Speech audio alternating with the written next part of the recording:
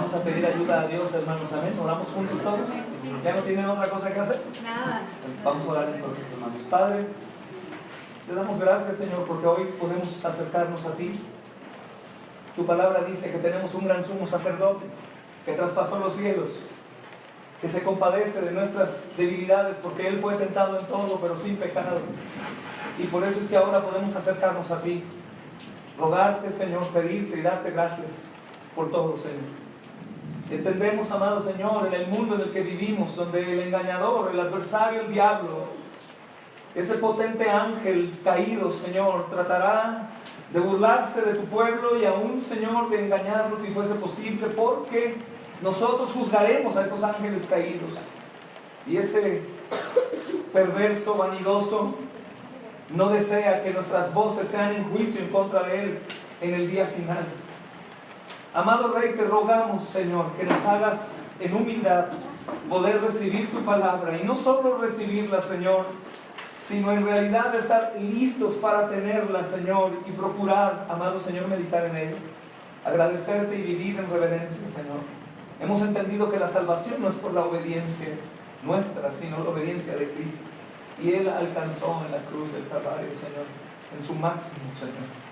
Durante toda su vida fue perfectamente obediente y vivió una vida que nosotros no podíamos vivir, para que pecadores como yo, Señor, pudieran entrar al reino eterno por su sacrificio.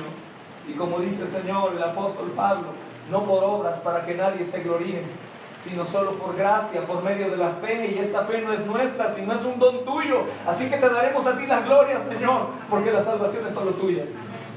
Señor, te agradecemos, Señor, por esta oportunidad de tener un espacio en donde poder congregarnos, Señor. Otros hermanos nuestros no tienen este privilegio. Son una iglesia obediente y preciosa, que están en cuevas, en montañas, en casas, Señor, a puerta cerrada, cantando alabanzas, en mudo, Señor, por temor a que les maten, pero están perseverando por gracia tuya. Ellos han entendido que las bendiciones no son materiales siempre, Señor, sino son espirituales, conforme a tus riquezas en gloria, glorioso Rey. Ellos te tienen a ti y son multimillonarios.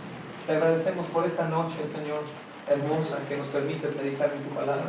Te pido bendigas a todos los que están acá, aún a los ciegos y a los sordos, Señor, y que tú soples vida aún a los muertos, Señor.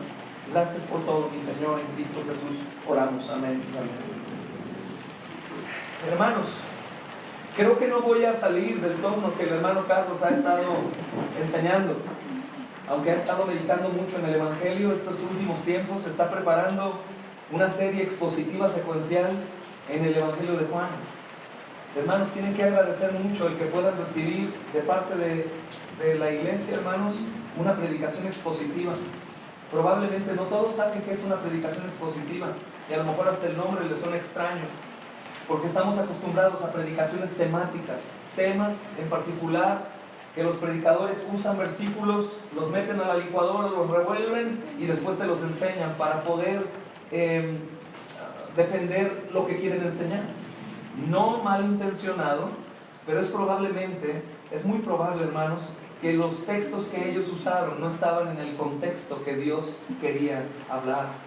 Probablemente hablan del arrepentimiento o hablan del amor, pero el arrepentimiento en el que hablaba el Señor en tal pasaje no era el arrepentimiento que Dios quería hablarnos a nosotros. Entonces la predicación temática es buena porque nos deja algo de enseñanza, pero no como la predicación expositiva. La predicación expositiva se enseña en el contexto que Dios quiere enseñar, y usamos no únicamente un versículo aislado, sino todo el contexto del capítulo o del libro, para de tal manera, hermanos, que nosotros podamos entender lo que Dios quería enseñar y no lo que el hombre quería provocar o enseñar. Y esta serie que el hermano Carlos y nosotros vamos a llevar, hermanos, es en el Evangelio glorioso de Juan, y vamos a ir versículo a versículo tratando de sacar todo lo que Dios quería enseñarnos. Y para eso obviamente tenemos que ir a los escritos originales, en el griego, qué es lo que se escribió, qué quiere decir cada palabra que está escrita aquí, porque precisamente por no ir a los escritos originales, los hombres han entendido lo que dice la traducción, y se nos olvida que esta es una traducción, y aunque es fiel, es una traducción, y nosotros podemos leer una palabra que en el griego significa mucho más de lo que nosotros entendemos acá. ¿Se acuerdan de la palabra que estudiábamos hoy y el otro domingo en cuanto a lo que el apóstol Pablo permitía cuando perseguía a la iglesia, decía, consentía en su muerte.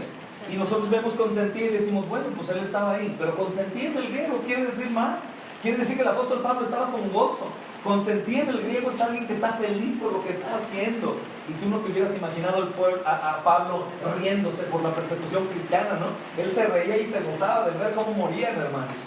Entonces la serie que va a llevar el hermano es digna, hermanos, de que ustedes estén orando por él y por lo que ustedes van a recibir, porque no en todas las iglesias, hermanos, se predica de esa manera. Aunque se predica bien, no se predica de esa manera.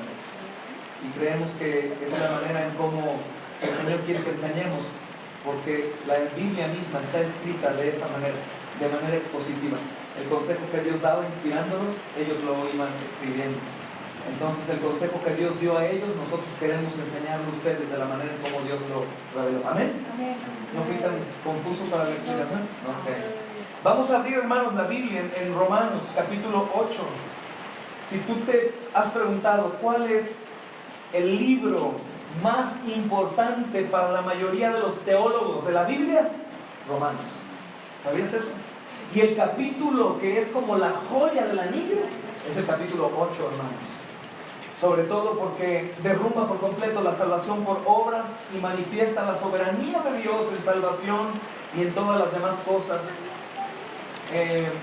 como principal objetivo del apóstol Pablo. Este capítulo te lo dejo de tarea hoy, medítalo y vas a ver cosas tan hermosas, hermano.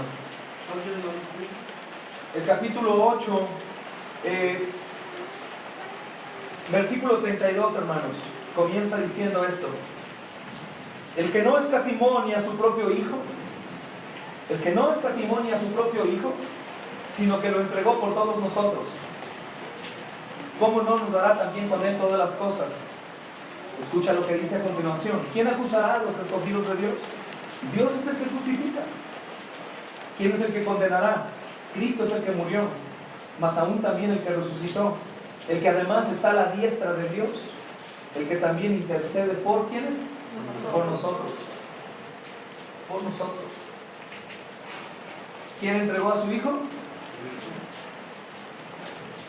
El que no escatimó ni a su propio hijo, sino que lo entregó por todos nosotros, ¿cómo no nos dará también con él todas las cosas?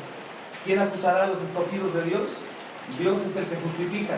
¿Quién es el que condenará? Cristo es el que murió, más aún también el que resucitó y el que está a la diestra de Dios, el que está a un lado de Dios. Esto es importante, hermanos, porque la última porción dice algo que yo es lo que quiero expresar y lo que se va a basar mi enseñanza hoy. Dice, el que también resucitó, y esto dice mucho, es decir, venció a la muerte y demostró que Cristo era Dios. Porque si no, no hubiera resucitado, hermano. Él venció la muerte, confirmando que el Padre había quedado satisfecho. El castigo que merecíamos nosotros, lo recibió Jesús.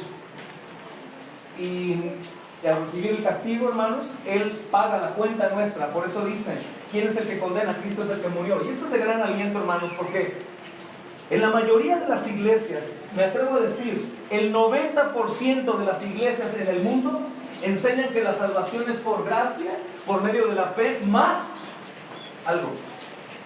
De tal manera que están alertando a todas las personas: cuídate, porque el día que el Señor venga a arrebatar a su iglesia, si tú no estás en santidad, te vas a quedar. Ojo, hermanos, lo que están diciendo ahí. Porque el Señor dice, ¿quién es el que condenará a los suyos si Cristo es el que murió? Te pregunto, ¿Cristo murió y pagó la deuda de pecadores? Sí, ¿La pagó por completo o en partes? no, completa. ¿Quedó una deuda? No, Entonces, ¿por qué te tendrías que quedar tú si eres santo? por una obra. Por una obra. Entonces, ¿la salvación es por obras? ¿Te das cuenta? Entonces, una sana intención de un pastor es decirle a su iglesia, cuídate. Cuídate, porque si no, tú te quedas en el momento que el Señor arrebate a la iglesia.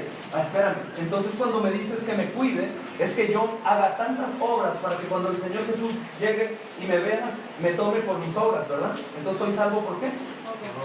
Entonces, eso es una mentira, es una herejía del diablo. Si es por gracia, es un regalo que no merezco. Y esto quiere decir que aunque el día que tú estés delante de la venida del Señor y tú digas del susto, ¡ay!, sale una maldición de tu boca, ¿qué quiere decir? ¿Que te vas a quedar porque salió una maldición de tu boca? Si fuera así, entonces quiere decir que el Señor no pagó por completo por los pecados de su iglesia. Porque si hubiera pagado por completo, quiere decir que los pecados pasados, presentes y futuros fueron llevados en Jesús, ¿cierto o no? Obviamente esto no es una invitación. No importa, sigue pecando. El apóstol Pablo entendió esto y dijo: ¿qué continuaremos pecando para que la gracia abunde? ¿Y qué dijo Pablo? De ninguna manera. Aunque somos salvos por gracia, por medio de la fe, la Biblia no nos invita a seguir pecando, sino al contrario, a dejar el pecado, pero no por miedo a no ser salvos, sino porque ya somos salvos. Es decir, la iglesia obedece no para obtener salvación, porque en este caso la salvación sería 99% de Jesús y el 1% mío. ¡Mentira!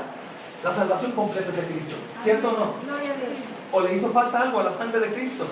Derramó la última gota y dijo: consumado es. ¿Sabes qué quiere decir consumado? Terminado, completado. Y si hubiera quedado algo, hermanos, pues obviamente ninguno lo podría ganar, porque tú pecaste hoy, y pecaste ayer y pecarás mañana.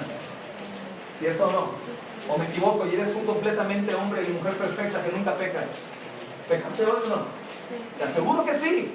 Te aseguro que sí, porque si vamos al principio del primer mandamiento, amarás a Dios sobre todas las cosas, yo te aseguro que no le dedicaste más tiempo a Dios hoy de lo que te dedicaste a ti. Por lo tanto, eres un idólatra. ¿Por qué? Porque idolatría no es únicamente lo que la iglesia romana hace. Igual la iglesia cristiana está peor en idolatría que la católica, porque la católica está muerta y no entienden. Ellos están muertos, ellos no saben, hermanos. Un muerto no habla, no escucha. Y dice la Biblia que están muertos en delitos y pecados, pero el cristiano ya tiene vida. Y cuando el cristiano se ama más a sí mismo que a Dios, ¿qué es? Un idólatra. Porque la idolatría es cualquier cosa que la tengo por arriba de la estima que el único Dios verdadero merece. ¿O estoy equivocado? No. ¿Quién es el único digno de toda la honra y toda la gloria? El único Dios verdadero. El único Dios verdadero. Hermanos, esta es una realidad. Y entonces, ¿qué es lo que yo trato de decir hoy? Que algunos que están aquí descansen del yugo de esclavitud, de creer que tienen que comportarse perfectamente bien para que cuando el Señor Jesucristo venga no los dejen, no los envíe al infierno. Porque díganme una cosa: ¿quién podría obtener la salvación por su propia mano? Entonces escucha otra vez. Quiero decirte, no que peques, al cabo Dios ya nos ha salvado en Cristo. No, te digo, no peques porque tú ya has sido salvado. Pero quiero decirte que cuando tú cometas pecado, no te autocondenes. El apóstol Juan dice en sus epístolas, en su última carta, él dijo: hijitos, no pequen más, pero si han cometido pecado, abogado tenemos para con el Padre. Así dice literalmente: abogado tenemos. Es decir, hijito, si tú pecaste, no te turbes si no andes en hipocresía, presumiendo que eres el santo de santos. No, hermano, yo soy bien santo. Y están en hipocresía tratando de engañar a Dios, cuando el Señor lo tiene todo completamente visible. Hermanos, hoy en día se ha hecho una moda que en las iglesias los hombres y las mujeres están ahí, las mujeres se tapan su cabeza, se llevan su falda larga y la santidad, pero en su casa no se tapan su cabeza ni traen la falda larga. En su casa no hablan como hablan en la iglesia. En su casa no ofenden al esposo como lo ofenden en la iglesia. Y viceversa, hermanos. ¿Por qué? Porque creen que Dios está ciego y ellos tratan de demostrarle a la gente que en realidad se han esforzado por ganar la salvación que no es suya. La salvación no es de nadie. Entiendan una cosa, hermanos: si nosotros hemos de ser salvos, solo es por la sangre de Jesús. Ni por el arrepentimiento, escucha bien, ni por el arrepentimiento, ni por ninguna otra cosa. ¿Qué quiero decir? Que lo que me salva no es el arrepentimiento, lo que me salva es la sangre de Jesús. Y yo no se la pedí, ni tú tampoco. ¿O quién le dijo: Jesús, ven a morir en la cruz para salvarme? Nadie. Él lo hizo por su propia voluntad. Por su propia voluntad. Él decidió venir a la tierra y encarnarse y nacer de María la Virgen y vivir una vida perfecta. ¿Sabes para qué? Para ser un perfecto abogado de inicio a fin, de tal manera que tú, pecador, y yo, pecador, podamos descansar de la gran maleta que tenemos aquí por nuestro pecado y ponerle en Jesús y decir: Señor, solo en ti encuentra refugio mi alma. Porque yo sé, hermanos, que algunos entre nosotros podrían creer, bueno, pórtate bien porque si no te vas al infierno. De hecho, hay algunos que enseñan a sus hijos, si no te portas bien te vas al infierno. Hermano, el hijo tiene que honrar, pero un hijo irreverente diría, pues tú también, porque te vas a ir al infierno también, porque tú también pecas. ¿Qué quiero decir? Que si nosotros le decimos a un niño, a un hermano, o a alguien, si no te portas bien, tú te vas a ir al infierno, le estamos diciendo, pues pórtate bien para que te ganes la salvación. ¿Y la salvación se puede ganar? ¿Te das cuenta? ¿Y eso qué hace? Pues lo que somos, polvo. Polvo. Eso dice la Biblia, hermanos, polvo. Si tú te pones a ver el mundo en el que vivimos, comparado con el tamaño del universo, ¿en qué tamaño quedamos? Perdón. Y si tú pones a comparar el tamaño del universo infinito, escucha lo que estoy diciendo, el tamaño del universo infinito comparado con el infinito Dios, ¿en dónde queda el universo?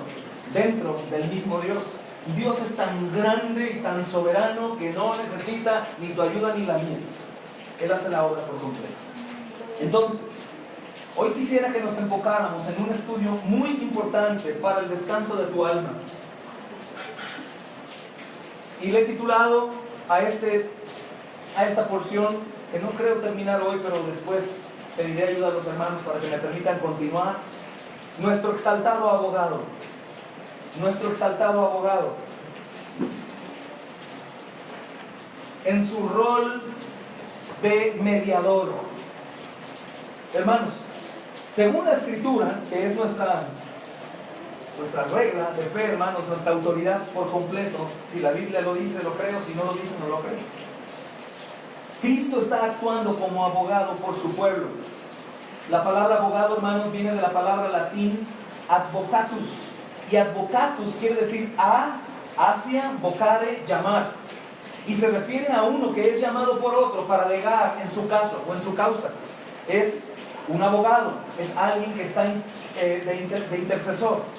Y esta palabra viene del latín, que es advocatus, y advocatus hace referencia a alguien que es llamado para alegar en el caso de otro.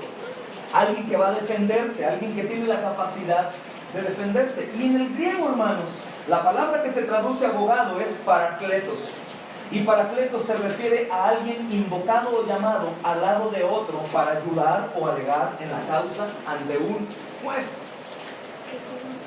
Y esta es la obra que yo te voy a mostrar en su rol del Señor Jesucristo como abogado, hermanos. Es decir, esta palabra abogado se refiere a alguien que es invocado para solucionar un problema que la persona culpable no puede solucionar. La palabra también, hermanos, puede ser traducida como intercesor o defensor, y es lo que el apóstol Pablo dice. ¿Quién acusará a los escogidos de Dios? Él es el que justifica. ¿Quién nos condenará si Cristo es el que murió? Más aún también el que resucitó y el que además está a la diestra del Padre, que está intercediendo. Y esto es algo asombroso, mis amados hermanos. Hay un texto importante para poder distinguir. A veces creemos que por hablar Padre, Hijo y Espíritu estamos hablando de tres dioses. Esa es una herejía que se llama politeísmo. Politeísmo es muchos dioses. Nosotros hablamos del Padre, del Hijo, Espíritu Santo, y los tres uno son. Eso es lo que dice la Escritura. No habla de tres dioses, que eso es una herejía que se enseña en muchas religiones, hermanos. Mira lo que dice primera de Juan, capítulo 5, versículo 7. Dice, porque tres son los que dan testimonio en el cielo: el Padre, el Verbo y el Espíritu Santo. Tres son los que dan testimonio en el cielo. Aquí el problema surge porque hay algunas personas que creen que al decir el Padre, el Hijo y el Espíritu Santo estamos hablando de tres dioses. No, hermanos, mira lo que dice el texto: el Padre, el Verbo y el Espíritu Santo. ¿Y qué dice al final? Estos tres son. ¿Estos cuántos? Estos tres. Estos tres son uno. ¿Cómo? ¿Cómo puede ser que tres sean uno? Bueno, es que, ¿cómo? Es que es Dios. Sencillo. Entonces, el politeísmo, graba ese nombre. Politeísmo es la doctrina herética que enseña que son tres dioses. Y es una completa herejía. Pero la Biblia dice que el mismo Dios único y verdadero tiene roles distintos, hermanos. Por eso es que podemos leer, por ejemplo, en Isaías capítulo 53, escucha lo que dice aquí, que fue castigado por el Padre. Cuando habla de Jehová, no está hablando de Jesús. Hay dos palabras, Adonai y Adoni. Adonai se refiere al Padre y Adoni se refiere a la figura de Dios encarnado, que es Jesús. Y dice la Biblia que quien azota en la cruz del Calvario a su Hijo es el Padre, azotando a su Hijo. ¿Por qué, Señor? En lugar de azotarnos a nosotros. Ahí comienza en la cruz del Calvario la obra de intercesión. Y ahora te doy una pregunta. ¿Tú crees que el que fue capaz de encarnarse y vivir sujeto a su propia voluntad sea capaz de morir en la cruz del Calvario siendo humillado, desnudado, hermanos, porque no tenía su faldita que le ponen los católicos romanos, ni estaba con una herida en la mano, otra aquí, una aquí en la rodilla? No. Dice en Isaías que era una llaga. ¿Te imaginas? Una llaga. Los artefactos de tortura no eran látigos como los que usamos con los caballos. ¿Cómo se llaman? ¿Qué es eso? O un látigo ahí de estos que tienen eso. Dice la Biblia que el castigo era romano. Y el castigo romano eran artefactos de tortura increíblemente espantosos. Pedazos de hueso, pedazos de plomo. De tal manera que hay algunos teólogos, hermanos, que dicen que el cuerpo de Jesús se le veían las vísceras. Imagínate, las vísceras, porque arrancaban la parte del estómago, jalaban y se veía ahí sus intestinos, hermanos. Era realmente un castigo severo, y él era Dios y él tenía el poder para irse. ¿Tú te imaginas que si Dios fue capaz de hacer eso, ahora nos dejó solos? Y cuando pecamos nos dice, bueno, yo ya morí, pero ahora te toca a ti esforzarte para que tú te salves. ¿Tú crees que sea eso? No. Entonces la obra de abogado, hermanos, continúa activa hoy en día. Y esta palabra también puede ser traducida como intercesor o defensor o abogado defensor. Hermanos, Jesucristo es el abogado de su pueblo y Él vive para siempre. ¿Sabes para qué? Para interceder delante del trono de Dios a favor de su pueblo. De tal manera que cuando tú y yo pecamos, no tenemos más que fingir y tratar de ocultarnos de Dios, sino nosotros tenemos que ir a nuestro abogado. Señor, he caído, he cometido mal. Y en ese momento Jesús está intercediendo, como dice el apóstol Pablo, intercediendo por nosotros, por Dios. Quiero, por favor, que si no tienes problema con subrayar tu Biblia, subrayes la porción C del versículo 34. El que también intercede por nosotros. Bueno, subraya la porción B, el que también resucitó, el que además está a la diestra de ¿quién? Él está a la diestra de Dios, el que también intercede por nosotros. ¿Para qué? Para que cuando tú, Romanos 8:34, para que cuando tú caigas en tentación y Satanás te invite a alimentar tu concupiscencia, tú vayas de inmediato y le digas, Señor Jesús, te ruego que intercedas por mí. Hermanos, una de las mejores explicaciones del rol de Cristo como abogado se encuentra en un catecismo no católico. Muchos tienen la idea, al escuchar catecismo, ¡ah, catecismo! Hermanos, antes de que el católico romano existiera, existía el cristianismo, ¿amén? Y los cristianos crearon el catecismo. Catecismo viene de una palabra que es catequea, y catequea quiere decir enseñanza. Y lo que ellos hicieron era, con la Biblia, hacer preguntas y respuestas de tal manera que los niños y los jóvenes y ellos pudieran comprenderla mejor y tener respuestas siempre ante las acusaciones o presentar defensa. Y hay un catecismo de una denominación, por así llamar, hermanos, presbiterana. Los presbiterianos reformados, no los carismáticos de hoy que son pues muy modernos, hermanos. Los presbiteranos reformados eran hombres temerosos de Dios que guardaban todo el consejo de Dios y trataban de llevarlo al pie de la letra. Y este catecismo se hace en los años 1500, 1600, hermanos. Entonces es un catecismo histórico, no es moderno. ¿Y para qué lo hicieron? Ellos hicieron el catecismo precisamente para que la iglesia no anduviera moviéndose por cualquier viento de doctrina. Que unos creen en profetas, otros en apóstoles, otros en pastoras, otros en esto, otros que la psicología es cristiana, otros que no, que si el bautismo así, que si el bautismo asá, que si Trinidad, que si no Trinidad. Y precisamente ellos con la Biblia hicieron el catecismo para que sus iglesias hablaran lo mismo, pensaran lo mismo, escucharan lo mismo, creyeran lo mismo. para que todos estuvieran en un mismo sentir. Esto es lo que dice 1 Corintios capítulo 1, versículo 10. Si lo han leído, fíjate cuál es el deseo de Dios a través del apóstol Pablo. 1 Corintios capítulo 1, versículo 10 dice: os ruego, hermanos, por el nombre de nuestro Señor Jesucristo, que habléis todos, ¿qué? Una misma cosa, y que no haya entre vosotros divisiones, sino que estén perfectamente unidos en una misma mente y un mismo sentir y el mismo parecer. Hermanos, ¿cuántas denominaciones cristianas conocen? ¿Cuántas diferentes formas de llevar el culto conocen? ¿Cuántos lugares de reunión conocen? Unos les llaman templo, otros les llaman lugar de reunión, otros tienen batería y guitarra, otros tienen 10 pastores, otros tienen uno, otros tienen pastora, otros tienen profeta. ¿Cuántas cosas distintas no es? ¿Y cuál es la intención del Señor? Según el apóstol Pablo, que todos hablen una misma cosa. Y algunos dicen, claro, yo tengo la Biblia. Todas las iglesias diferentes tienen la Biblia también, ¿cierto o no? Entonces, el catecismo cristiano sirve para que todos no naveguen en sus propias interpretaciones y puedan interpretar la Biblia con la misma Biblia. Eso es la defensa de la fe o la apologética. Defiendo la Biblia no con lo que yo creo, me enseñaron, sino con la misma Biblia. Es la regla de la fe. De tal manera que cuando tú digas, esto dice el Señor, pues no, mira, lo que dice el Señor es esto. Y que cuando tú tengas una duda en cuanto a la escritura, vayas a la misma escritura para poder aclararla. Entonces, estos hermanos hablan de este labor de la obra de Cristo. De hecho, nuestras iglesias tienen un catecismo, ustedes saben. Cristianos, olvídate relacionarlo con Roma. Roma robó catecismo y robó hasta la vestimenta de los reformados. ¿Todos ya sabían que el cuello clerical no es católico romano? Díganme, levanten su mano, ¿quién sabía? ¿Quién dice que el cuello clerical es de los católicos romanos? Ah, ok. El cuello clerical, el cuellito blanco, aquí. Sí, sabes que los católicos romanos usan un cuellito aquí. Si has visto una camisa así, su cuellito aquí negrito, lo ves y identificas a un católico romano. Esa vestimenta fue hecha por un pastor, porque él intentaba que la gente no lo confundiera con un católico romano. Los católicos romanos usaban sus hábitos, se llaman hábitos, sus batas grandotas, sus gorrotes.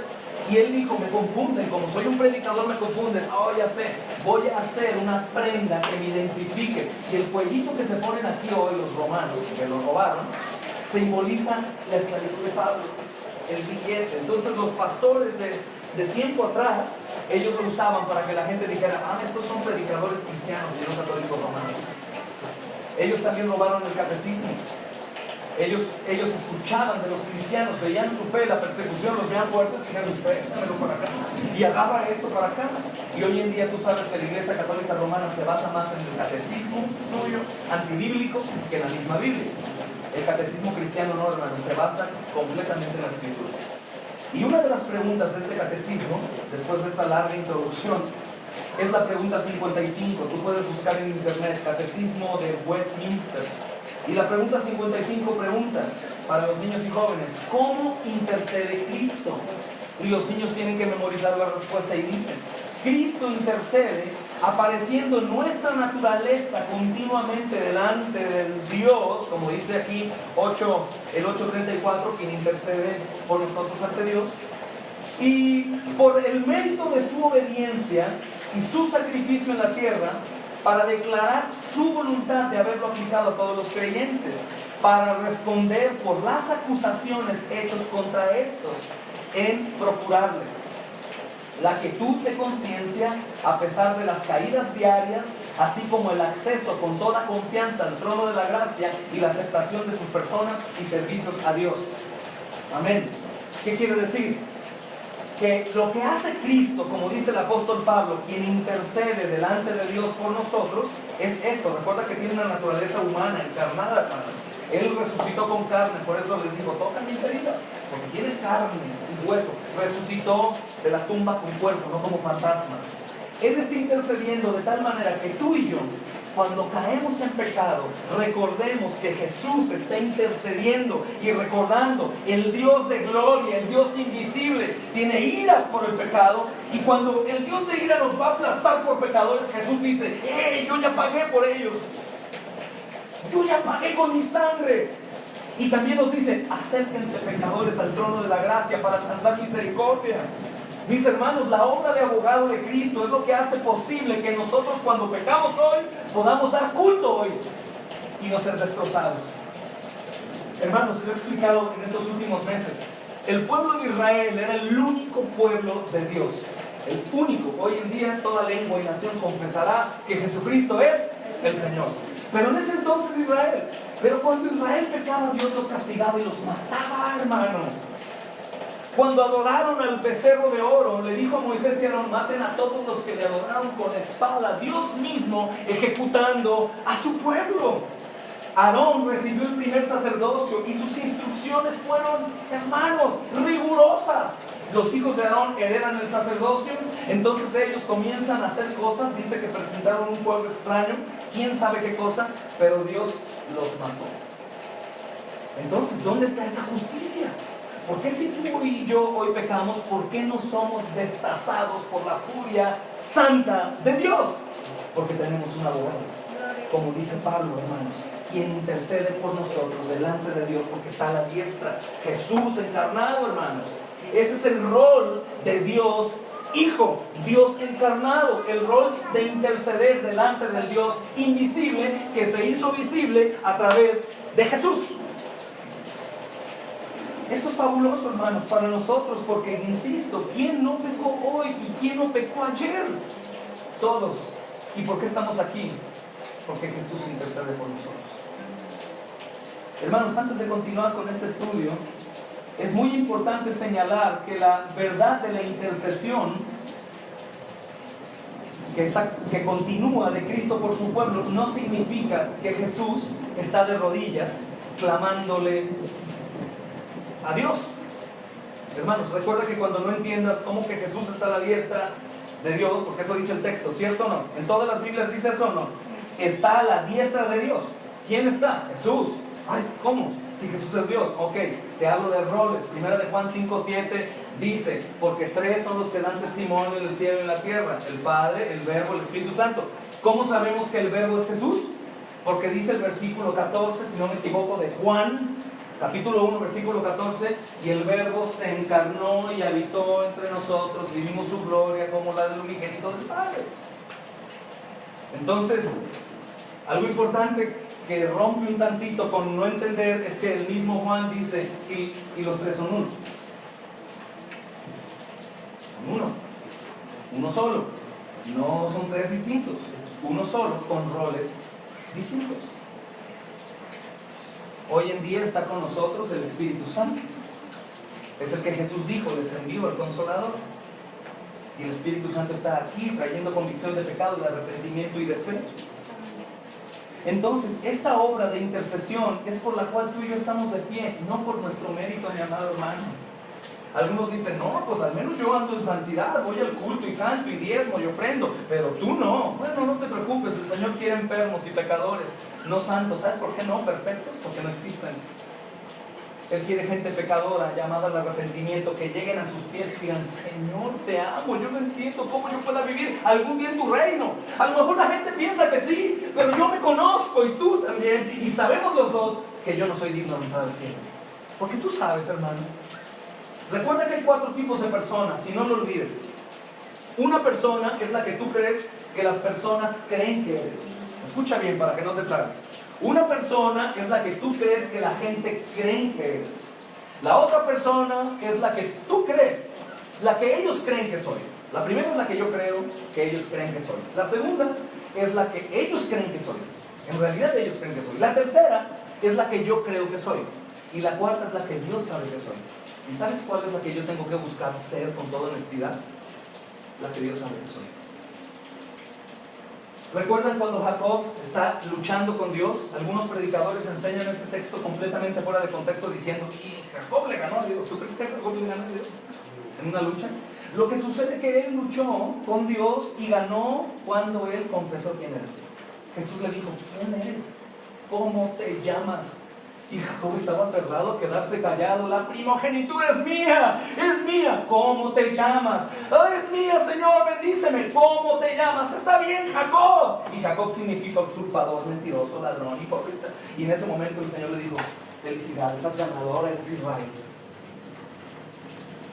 Entonces, hermanos, hasta que nosotros no confesamos delante de Dios quiénes somos, hasta ese momento, aunque tengas 50 años o 100 de cristiano, hasta ese momento vas a recibir en realidad la revelación de la salvación.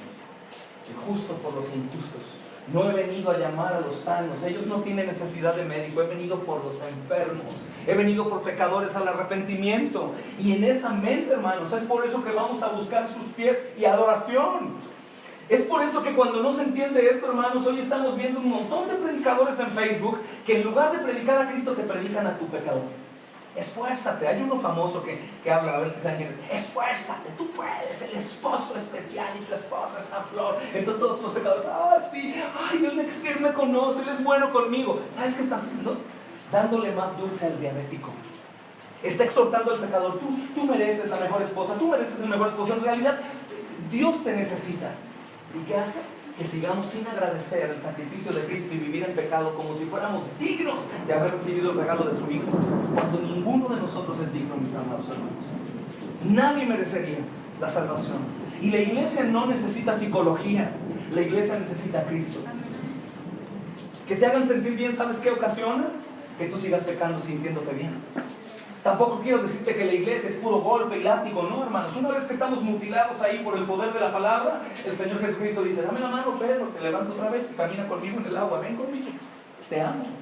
Una vez que nosotros somos llevados como el hijo pródigo, hermanos, a comer algarrobas con los puercos, de ahí el Señor toca mi mente y me dice, regresa, te estoy esperando.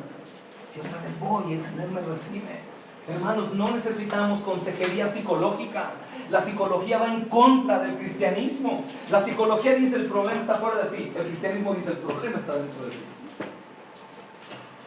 Esta obra de intercesión, hermanos, es necesaria que sea continua todos los días de nuestra vida, porque todos los días de nuestra vida continuaremos pecando, hermanos. Pero cada vez que vamos a sus pies somos sanados de algo. Y después caigo y soy sanado de otra cosa. De tal manera que se cumple la palabra que dice el apóstol Pablo en Filipenses capítulo 1, versículo 6. Es de mis preferidas. El congreso antepasado se llevó ese versículo como tema de la predicación. Escucha, estando persuadido de esto, que el que comenzó la buena obra en ustedes la perfeccionará. La perfeccionará. ¿Por qué? Porque Cristo Jesús no se postra con lástima ante el Padre y le dice, ten misericordia de ellos, yo soy tu hijito. No, Él se levanta como Dios mismo e intercede como Dios con poder, hermanos, como aquel que anuló todas las acusaciones en contra de su pueblo. Escucha, todas las acusaciones que su pueblo tenía, todas las condenaciones, hermanos, todas las condenaciones. Hay un hermano que descansa en el Señor por la fe en Él y dice, la esencia de la intercesión de Cristo es intervención para interés nuestro. Escucha, desde su trono, en lugar de suplicar como los santitos de los romanos, hermanos, como si su posición fuera débil, Él intercede con la autoridad por la cual los ángeles se postran, se tapan sus ojos y sus pies y lo adoran. Con toda autoridad, recuerdan que los pecados fueron llevados en la cruz del Calvario. Hay otro hermano que escribió esto con respecto a este comentario. Su sacerdocio real es el ruego por nuestra causa, no por sufrimiento y súplica humilde de rodillas, por así decirlo, sino gloriosamente trae a ese momento lo que Él hizo y sufrió en la cruz. Otro hermano dijo, Cristo se presenta a sí mismo delante de Dios, como dice Pablo, Jesús encarnado, como nuestro representante. Su humanidad perfecta, su carácter oficial y su obra consumada ruegan por nosotros delante del trono de Dios. Todo lo que el Hijo de Dios encarnado es y lo que hizo en la tierra, Él es y Él hizo por nosotros para que Dios pueda otorgarnos el favor que le es debido solo a Él. Hermanos, lean lo que dice el capítulo 8 de Romanos, versículo 17. Vuelve a tocar el rol de Dios Hijo. Mira lo que dice aquí. el Espíritu mismo, versículo 16, da testimonio a nuestro espíritu de que somos hijos de Dios. Y dice, y si hijos, también herederos, herederos de Dios y coherederos con Cristo. ¿Te das cuenta cómo hace la diferencia? De Dios en el trono, el Dios invisible, y coheredero, es decir, compartimos herencia con Cristo, encarnado, cuerpo y carne. Cuando Cristo venga, hermanos, en el día final, vendrá con carne, con cuerpo. Eso es lo que dice la Biblia. De la misma manera en como subió a los cielos, así vendrá. Y la gente normalmente piensa que el cielo es lo importante. No, hermanos, de la misma manera como se fue con cuerpo, vendrá con cuerpo otra vez, a llevarnos con Él por la eternidad al reino. Y ninguno dirá, me porté bien, Señor. No, todos diremos, Señor, ninguno merece estar aquí, te adoramos porque tú hiciste todo por mí. Él llevará la gloria eterna por su sacrificio, no por el nuestro, hermanos, no por el nuestro. Y por eso dice el Señor, y si hijos, también herederos, herederos de Dios y coherederos con Cristo. Hermanos, no está diciendo dos cosas, es diciendo la misma. Herederos de Dios, el Dios invisible, y coherederos con Dios encarnado, Cristo. Si es que padecemos juntamente con Él, para que juntamente con Él seamos glorificados. Por eso es también que dice, hermanos, este glorificados habla del futuro, pero ¿qué tal cuando leemos el capítulo 30? La seguridad que te da a ti como creyente por la labor de Jesús. Dice el versículo 30, y a los que predestinó. Esta palabra es chile a los ojos de aquellos que dicen que la salvación se gana por obras, hermanos. ¿Qué quiere decir predestinó? ¿Alguien en sus palabras me puede decir? Antes de la fundación del mundo. Antes de la fundación del mundo, ¿escuchaste eso? Es decir, cuando Cristo vino al mundo, no vino a ver quién es como, quién se porta bien. No, Él ya venía por un pueblo. ¡Wow, hermanos! Y algunos dicen, no, hermano, pero eso suena muy mal, es injusto. Entonces quiere decir que a unos va a salvar y a otros no. ¿Y a nosotros qué? Díganme una cosa, hermanos, ¿quién merece la salvación? Entonces, si Dios decide no salvar a alguien, ¿Dios es malo? No, porque Dios no tiene que salvar a nadie. En su misericordia Él decidió. Fíjate lo que dice aquí. A los que predestinó, a los que, ahí habla de un grupo, no todo el mundo, como dicen los romanos católicos. A estos también llamó, y a los que llamó, a estos también justificó. Ojo lo que viene aquí.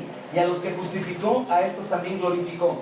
Glorificó, aquí está en un tiempo presente perfecto, pasado perfecto, es decir, glorificó ya. Yo te pregunto, ¿ya fuimos glorificados? ¿Ya fue el arrebatamiento, hermanos? Entonces, ¿por qué el apóstol Pablo dice que ya nos glorificó? Porque como Él nos predestinó para ser salvados, Él asegura que lo seremos, hermanos. Por eso Él dice glorificó, como si ya, Pablo, te equivocaste, aquí es glorificará. No, glorificó, es seguro que el Señor nos va a salvar. Gloria a Dios, hermanos. ¿Y por qué? ¿Porque nos portamos bien? No, porque Él se portó bien. Porque Él cumplió perfectamente la ley de Dios. Y el requisito para la salvación era cumplir la ley de Dios. Y nadie de los hombres podía cumplirla, sino solo Él. Por eso se hace hombre, porque la deuda era de hombre y el hombre la tenía que pagar. Y la pagó nuestro glorioso Salvador, Jesucristo, hermanos. Bendito Dios. Hermanos, todo lo que el Hijo hizo es a favor nuestro. Y literalmente cuando lleguemos al cielo no vamos a decir, Señor, desde que me salvaste, mira, el libro de buenas obras que hice, las ofrendas y los diezmos, el Señor dirá, esa es basura, quítalo de aquí. Mira, porque tú vas a entrar. Abrirá un cajón, por así decirlo, sentido figurado. Tomará un rollo, lo abrirá y dirá, esta es la vida de mi Hijo Jesús. Toma, es tuya. Agarrará mi rollo lleno de pecado y de mentira y dirá, y esta fue la de mi Hijo Jesús. Entra al reino con el archivo de mi Hijo Jesús. Hermanos, solo por Jesús, por nada en nosotros. Y eso es un gran alivio, hermanos. Eso es lo que predicamos en las calles. Pecadores que intentan lograr su salvación, vengan y beban del agua, vengan y coman del pan que es Cristo Jesús, para que sean salvos. Por nada más, hermanos. Es como un enfermo de cáncer. ¿Un enfermo de cáncer puede sanarse solo? A menos de que le den un antídoto efectivo y sea sanado, hermanos. O a menos de que Dios haga el milagro. Nuestra hermana Rosalía, la mamá de Poncho, Hermanos, ya le iban a poner una bolsa para desecho de su intestino. Iba a cambiar su vida por completo. El doctor la marcó y un doctor en Estados Unidos sabes que puede ser demandado si se equivoca en el diagnóstico. ¿Tengo razón o no? Si te dice tienes cáncer y después no tienes, te meten un problema por afectar la mente de la persona. Estaba ya seccionada para operarla. Cuando llegó, abrió, dijo, pues usted no tiene lo que pensamos que tenía. El Señor tiene poder para hacer eso. También tiene poder para salvarnos, hermanos. El pecado no es como el cáncer. El pecado no se lava ni con lejía, hermanos. Y el Señor Jesucristo lo lavó, ¿sabes cómo? Con su sangre. Por eso descansa en cuanto a tratar de fingir que eres perfecto y que te esfuerzas. No, tranquilo, reposa solo en tu refugio seguro que es Jesús. Hermanos, voy a terminar. Hebreos 9:24. Esta porción, hermanos, de la Escritura revela el poder y la eficacia del ministerio intercesor de Cristo a favor de su pueblo. El poder y la eficacia, 9:24. Mira lo que dice. Porque no entró Cristo en el santuario hecho de mano, figura del verdadero, sino en el cielo mismo. Escucha lo que dice otra vez y hace la diferencia de estos dos roles de Dios. ¿Ok? Para presentarse ahora por nosotros ante ¿quién? Hermanos, escúchenme. ¿Cristo es Dios? Entonces, ¿cómo que Cristo se presenta Dios con Dios otra vez? Es lo que te trato de explicar. Cuando hablamos de Padre y Espíritu Santo, no hablamos de tres dioses. Hablamos de uno con roles distintos, cada uno de ellos. Por eso dice, es extraño, hermanos, porque es la esencia de Dios mismo, no es de nosotros. Pero dice aquí el 24, hermanos, escucha otra vez, léelo bien. Porque no entró Cristo en el santuario hecho de mano y figura del verdadero, sino en el cielo mismo, para presentarse ahora por nosotros ante ¿quién? ¿Quién entró para estar ante Dios? ¿Te das cuenta? Esa labor, ese rol del Hijo encarnado, Dios encarnado, se presenta ante sí mismo Dios, hermanos, para interceder por nosotros. Para interceder por nosotros. Es el rol del abogado, que es el Hijo precioso, que es Dios encarnado. Y de acuerdo a este pasaje, hermanos, ¿cómo es que el ministerio de Cristo es diferente a los ministerios de los sacerdotes del antiguo pacto?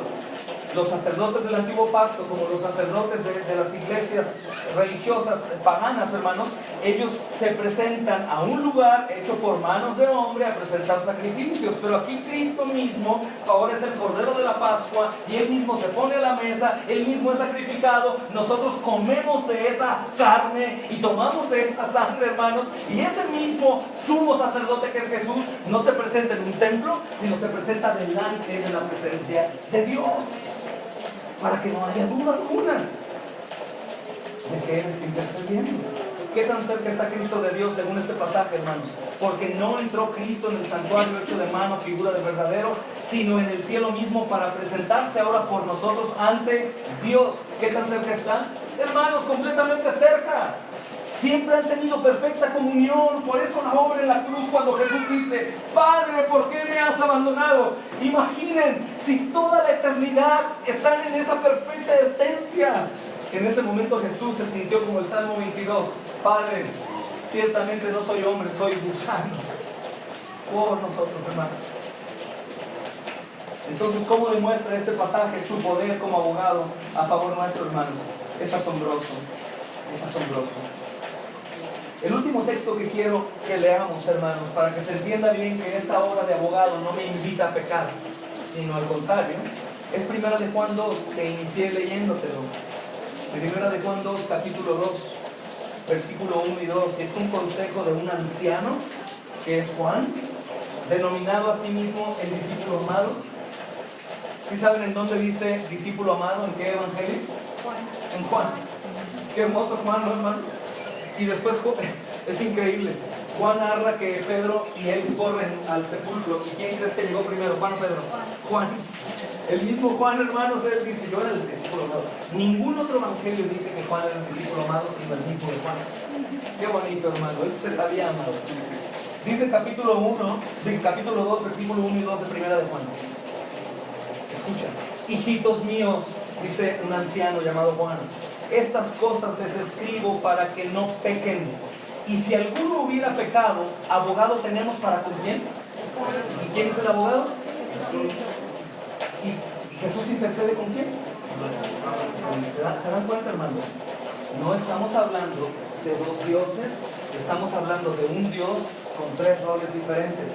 Tres son los que dan testimonio en el cielo y en la tierra: el Padre, el Hijo y el Espíritu Santo. Aquí Juan vuelve a decir que Jesucristo intercede delante del Padre. No porque Jesucristo no sea Dios, es una herejía terrible, es Dios, pero en el rol de Hijo. Y se presenta ante el Padre e intercede. Y dice el hermano, y si alguno hubiera pecado, abogado tenemos para con el Padre, a Jesucristo el justo, y Él es la propiciación por nuestros pecados. ¿Sabes qué quiere decir propiciación? Imagínate que viene una avalancha de un tsunami terrible a destruir a todo el pueblo que está ahí, y de pronto se levanta un paredón ¡bum!, y sostiene el tsunami con poder. Jesús, estando en la cruz, y nosotros delante de Dios, en nuestra muerte, hermanos, con el juicio final, íbamos a recibir todo el castigo de Dios, y en el momento que toda la furia del infierno venía sobre nosotros, Jesús la recibe. Apaciguó la ira de Dios por nosotros, hermanos. Todo el castigo que tú y yo merecemos, Cristo lo recibió. Así que, mi amado hermano, lo único que tú necesitas no es fingir que eres más bueno que antes, sino creer que Jesucristo es el único Señor y Salvador de tu alma, y que Él cumplió perfectamente la labor en la cruz de Salvador. Propició, Él es nuestra propiciación, apaciguó la ira de Dios, y durante nuestro peregrinar Él mismo intercede por nosotros, como dice el texto. Entonces te preguntas, ¿cómo voy a poder llegar hasta el día final? Porque Cristo intercede por ti, te tiene de su mano y nada te separa de su mano, mi amado hermano. Y por eso Juan termina diciéndonos hoy: hijitos, no pequen, pero si pecan, abogado tenemos para con el Padre. Y así me gustaría que oráramos y preparáramos la cena del Señor, hermanos, y la recibamos en ese sentir de agradecimiento por nuestro precioso Señor y Salvador, quien murió por nosotros, hermanos. Padre, damos a ti